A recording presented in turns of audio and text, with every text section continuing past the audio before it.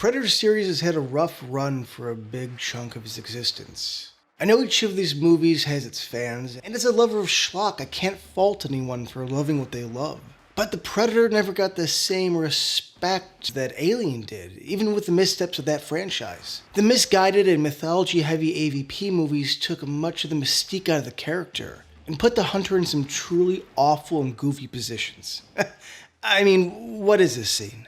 Predators was on the right path by semi-returning to the original's formula, but forgot the horror that went along with it, giving us a bland and forgettable entry with subpar action and a waste of Adrian Brody. When Shane Black returned as director and co-writer for The Predator, most, including me, assumed we'd be getting the quality and intensity of the 1987 original.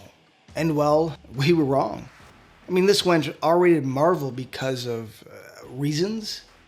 Even with heavy reshoots and studio interference, I can't see something like this working outside of an actual parody.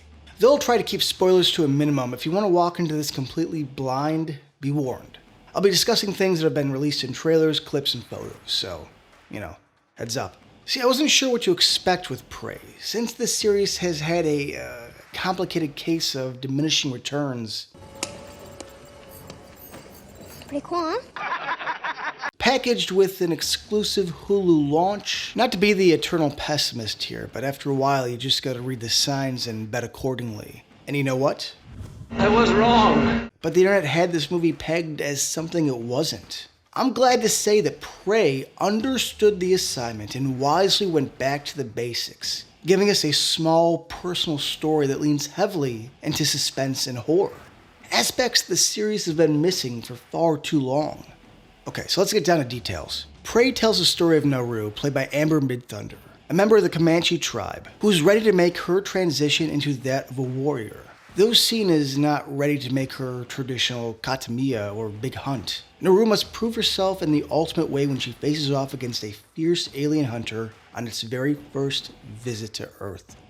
Stripping things way down from the previous high-octane action film The Predator, Prey makes a wise choice to go intimate. Now, besides a few random tribe members, the only major character besides Naru is her brother Tabe, played by Dakota Beavers. As a mentoring and a tough warrior, Dakota Beavers plays Tabe with a sense of humility. Yet when it's time to act and defend his people, he is one tough SOB.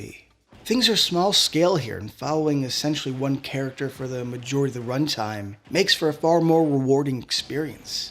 Let's be clear, this is Amber Midthunder's movie, and she holds her own throughout. Something the trailers frame incorrectly is Naru's purpose and journey.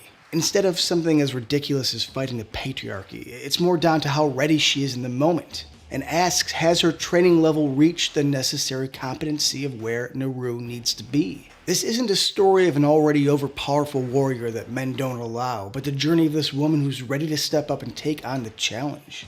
She struggles and fails, yet has the determination to keep going. Her journey of self-discovery and pushing her physical and mental limits makes her character so damn likable. It's watching Naru try, fail, yet getting back up and keep on punching. It's a speech from Balboa. But it ain't about how hard you hit. It's about how hard you can get hit and keep moving forward. No matter what's written on the page, it can only work if the actress can sell the heart and soul of the character. And like I said, Amber Midthunder owns it as Naru, resilient yet vulnerable, and the character never feels less feminine like it's a generic gender swap, but one that's fully fleshed out, living in the 1700s. I mean, it's classic stuff, and though Prey isn't breaking any new ground, director Dan Trachtenberg and writer Patrick Eisen take their time developing Naru. This brings me to another positive, and one I was happy to see: the time spent developing the threat. Going back to the first two entries, the Predator is less of a focus and more of a background threat. It takes a lot of restraint not to just toss the famous alien in every other scene, but that's what they do here. I mean, it's past the 40-minute mark before we even see the full profile. I feel the Predator works best when treated like the shark from Jaws. Ever present, but rarely in sight, until it needs to be. And for the first time in a long time, I actually feared the Predator's arrival. In true monster fashion, when he does show up, it becomes an absolute bloodbath. And we get a more feral, scrappier version, compared to the polished hunter that shows up in the jungles of Guatemala to fight Dutch and his comrades. This Predator hunts from the second he lands. His main sights are aimed at the Comanche tribe, but he fights various wildlife along the way. Dane DeLegra is vicious as the space hunter and brings a physicality paired with the brute intensity that just may be my second favorite in terms of performance. I mean, this version of the Predator is just plain mean. Man, that's just mean. That's mean, man. The design is once again updated along with a few different toys, and the famous shoulder cannon is in beta form here. But one of my favorite changes we get is the skull biomask. Adding to the older version we're seeing, it gives this Predator a savage and animalistic vibe. Now here's the deal, it's hard to challenge Kevin Peter Hall, whose iconic presence made the character. And let's be honest, the king's a king. But DeLegra does a fine job of making it his own. Now on the downside, Prey's biggest weakness is budget, and specifically the CGI.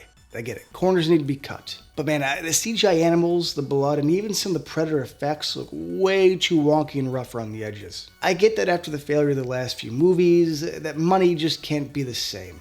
Another thing that didn't really work was the comically evil French fur trappers. And here's the thing, I get the reason behind their inclusion, and we'll even admit the battle between them is pretty damn wild and beautifully shot. But holy hell, they come off as incredibly over the top. And listen, I get it. The Europeans are no good.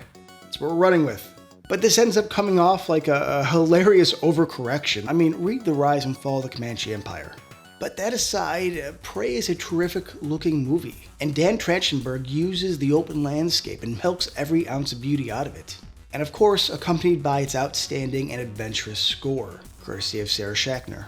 And though the gore is mostly CGI, and honestly, it is what it is at this point, that's the movies we see. As much as I want everything to be practical, it's just not the world we live in. I will admit this is one brutal flick that doesn't shy away from the red stuff, even if it doesn't look amazing. Now, is this the best since the original? No, I'm sorry, but Predator 2 was the perfect sequel and was able to go bigger and crazier without losing the identity, the horror, or the mystique. And I'm sorry, but once you introduce the cocaine-loving Scorpio, you just can't compete. And to no one's surprise, it is not better than the original either. I'm not sure if that's even a legit question or why that's even on the table, but Prey fits nicely into its own niche category and is a refreshing third entry, and one that sets up a winning formula for the foreseeable future, taking a small, intimate story in different timelines facing different predators. But for Prey, think Apocalypto meets Predator. All in all, I'm giving this one a 7 out of 10.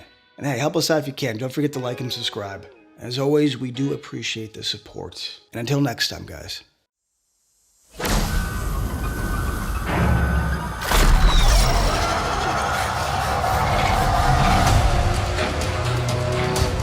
It knows how to hunt. I know how to survive.